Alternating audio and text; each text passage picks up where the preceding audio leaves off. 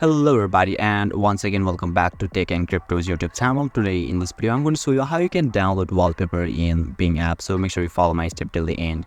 First thing first, I assume that you already have an account on Bing app and already logged in, and now right after that you will be able to see the interface or dashboard of the Bing apps on the screen, where you can see the wallpaper option just down below the search icon, search bar.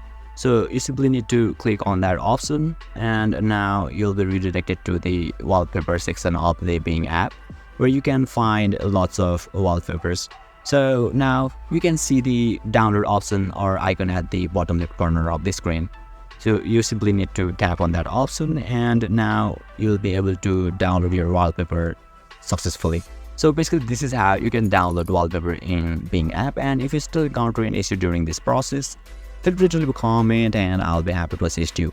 If you found this video helpful, please give it a thumbs up, and if you are new to this channel, make sure to hit the subscribe button and set the bell icon to on so that you can stay updated with our latest content.